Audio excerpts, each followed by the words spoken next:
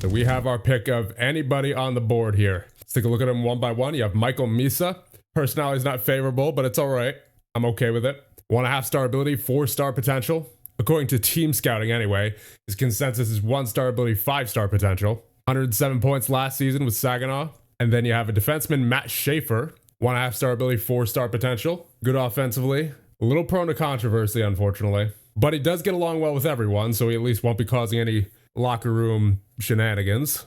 70 points on the back end for Erie last season. Then you have Jackson Smith, 1-star ability, 4-star potential. Also an offensive defenseman, it looks like. 6'3". Also prone to controversy. That's unfortunate. Then you have Reese Hamilton, another lefty. He looks to be more defensive focused. Shot blocking at 16, positioning 15. Checking, unfortunately, is only at 11. Hitting is only at 10. So it doesn't look like he's going to be using the body too much. Also prone to controversy. Okay. Seems to be a lot of those kinds of players in this draft so far. But he also gets along well with everyone. 47 points with the Calgary Hitmen. Then you have Aiden Young, a left winger. I mean, as far as the best player available, there's not really any clear-cut best player available here in this draft, I don't think, because there's no 5-star potentials. There's not even any 4.5-star potentials. It's just a lot of 4-star potentials and quite a few 1.5-star abilities that have anywhere between 3.5-star potential and 4-star potential. So I don't think you could really go wrong here with any of these guys up here. Apparently Zachary Moran is ranked at number 1. He's only a 3-star potential though, but he does have some pretty good ratings, that being said. 80 points with the Youngstown Phantoms. Honestly, everyone on the screen right now, from Misa to Moran, would be a solid first overall pick, at least as far as this draft goes. Obviously, there's no superstars, but I think that's what makes this pick so hard. There's not a lot of separation between really any of these guys. Alex Huang he's ranked at apparently 42 and 43, and he's a 1.5-star ability, 3-star potential, and he looks to be one of the most talented offensive defensemen in the draft.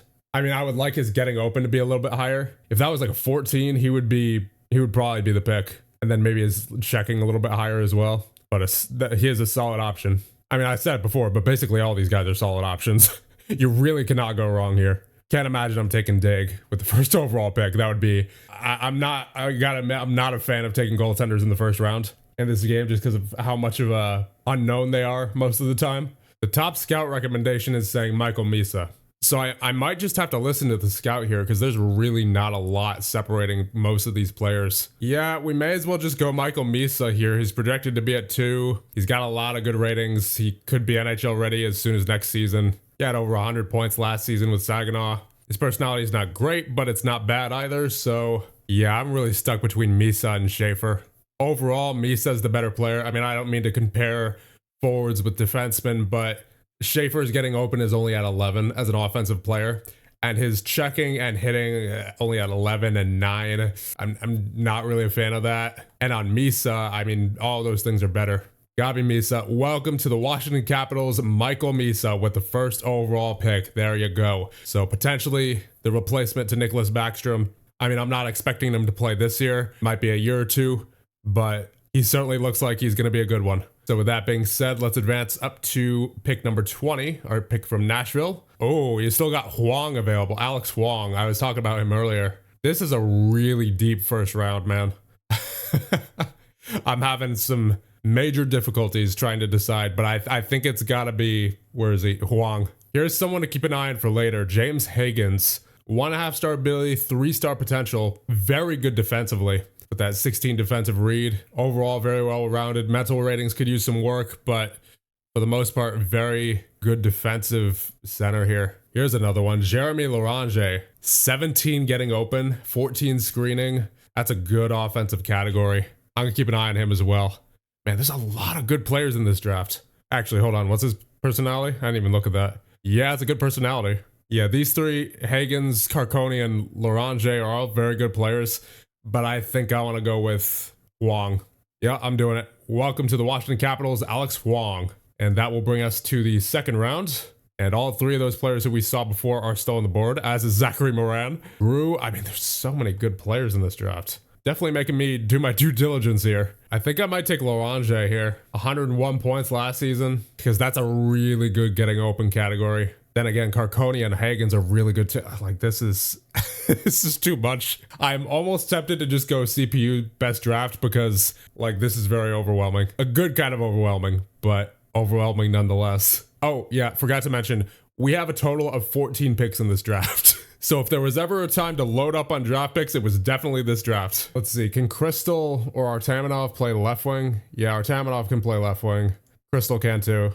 Crystal more so, actually, because I'm heavily considering Larange right now. Despite not being the best potential on the board and only being a 1-star compared to Carconi and Hagens, that getting open is really nice. All right, I'm going to choose Larange and hope that one of Carconi or Hagens is going to be available with the next pick. Welcome to the Washington Capitals, Jeremy Larange. And to the next one. All right, they're both still there. And I got to point something out here. Can I say how much I dislike the team scouting for ability and potential being on the top on the profile page, but on the scouting page, consensus is on the top?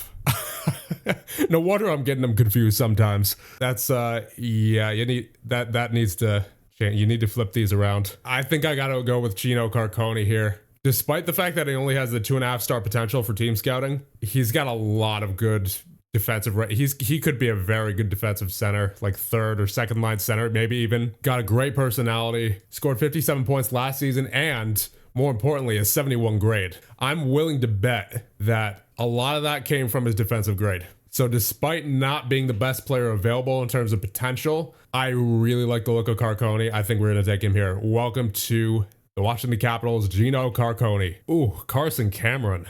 Personnel is good. 49 points, 70 grade.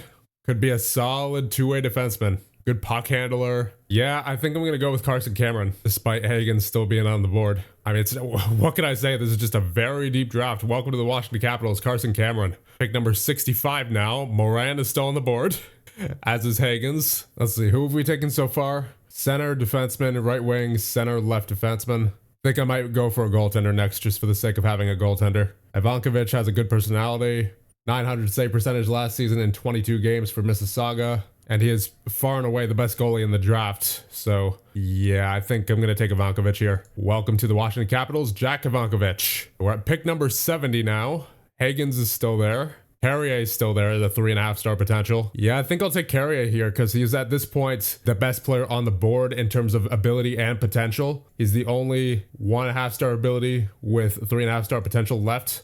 And he's the only 3.5-star potential with 1.5-star ability. So yeah, it's gotta be Carrier. Welcome to the Washington Capitals, Sean Carrier. All right, pick number 86 now. Moran is still there, as is Hagens. Oh dear, I just noticed how many of the top players now are centers. Yeah, that's quite a lot of centers. This might be the longest I've ever pondered a third-round pick. I've just been sitting here for at least the past 10 minutes just scrolling through players mindlessly because a good portion of them are good. That being said, we do still have somebody on our draft list that is James Hagens. I think we're going to take him at this point because, to be honest, I'm a little bit nervous about him going at some point soon, so I'm going to take him. Welcome to the Washington Capitals, James Hagens. And we have another pick right after that. We've already taken 3 centers here, so I prefer to go winger or defenseman. Only problem is, a lot of the top prospects are centers. But nonetheless, Drew Allison from the Trail Smoke Eaters is looking pretty good. He's only 1/2-star ability, 2.5-star potential. Overall, some pretty good ratings, though, for being a 1/2-star ability. Wish his team player was better, only at 9. But overall, pretty solid player. What I really like about him, though, is 71 grade. Not only combined with his 64 points, but likely a pretty solid defensive grade as well. Given his 14 checking rating, 14 positioning, 14 defensive read. So I think I'm going to take Drew Allison here, the defenseman from Trail Smoke Eaters. That is, if I can find him on the list. I don't know exactly where he went. There he is. Drew Allison, welcome to the Washington Capitals. Moran is still on the board at pick number 97. I think next I'll take Jake O'Brien. I know he's a center, but when you take a look at how many centers there are, that's not really a surprise. So Jake O'Brien, welcome to the Washington Capitals. All right, next pick will be number 128. And is he still there? No, I think Moran was indeed finally taken. Yeah, he went number 99. So he drops from 1 to 99. That is quite the drop. Yeah, nearly 100 picks later. So it seems the best player available at the draft now at this point is Ethan Zata, 1.5 star ability, 3-star potential. However, someone who has caught my attention here is Olivier Metcalf of the Armada. Pretty good offensive category, 14 getting open, 16 passing and puck handling. Defensive category isn't great, but he is good with faceoffs and he is good with positioning. Physical ratings are good. Mental ratings are mostly good. He had 78 points last year and a 69 grade overall and a 79 grade the year before. Now, granted, that was in the U18 league instead of the QMJHL, but still, I'm sure that he at the very least had a really good offensive grade, if not had solid offensive and defensive grades. Supposed to be picked at 205, but as we've seen, clearly the draft ranking does not matter at all. So I think we're going to take Olivier Metcalf here. Welcome to the Washington Capitals, Olivier Metcalf. And we have another pick back to back. So not pick 129. I think we're going to take Oliver Sjöström. Only 0.5 star ability, 3-star potential though. Good with passing and puck handling, offensive read as well. Positioning is good at 15. I wish checking was higher. It's only at 11. Hitting is only at 10. But overall seems pretty good. And obviously there's plenty of good centers here, but I kind of want a defenseman now at this point. We've taken quite a few centers as we see by Misa, Carconi, Higgins, Carrier. I think we got enough centers at this point. So Oliver Sjöström, welcome to the Washington Capitals. And pick 161 now. I think I'm going to take Will Reynolds now. He's a left defenseman, good offensively, good personality, 44 points last year in the QMJHL and a 68 grade. So I don't see why not. Will Reynolds, welcome to the Washington Capitals. And that was the first pick of the 6th round, which means I believe this is our last pick. One other guy who's caught my attention here is Anthony Alain Samake. He's a left defenseman, 16 shot blocking, 15 passing, 14 puck handling, 15 offensive read, 15 stick checking, 13 positioning. So his offensive and defensive categories are pretty good. Mental and physical could use some work, but overall he looks like a pretty solid prospect. So I think we will be taking him with our final pick in this draft, assuming I could find him. Yep, there he is. Anthony Alain Samake, welcome to Washington, and that should do it. Yes, indeed. That was a very long draft, at least for me. I don't know how long it'll be on the final edit, but that took quite some time. Oh, new achievement. Trust your scouts. With the number 1 overall pick, draft a player who was not predicted to be number 1 in the mock draft. I mean, considering that the number 1 ranked player fell to 99, that's not exactly, you know, I wouldn't exactly call that an achievement, but okay. So here's a look at our updated prospects list. We now have a lot of good prospects on this team, or that are looking to come into the team, rather. You got Levshunov, Misa, Huang, Carrier, O'Brien, Ivankovic, Cameron, Leonard, Higgins. A lot of good prospects in here now. There's definitely some pretty good progress compared to when we first came in year number 1. That being said, I think I am going to leave Misa unsigned for right now. I'm going to leave him in Saginaw for 1 year at least, see what he does. Same for Huang and all these guys, as I don't feel like exposing them to the likely tire fire that will be the Washington Capitals this season. So with that, I think that'll be about it for this one. That was a very long draft. I'm gonna have to pick this up in the next one. So I'll see you guys in the next one when we finish up the year 2 offseason and move into year number 3.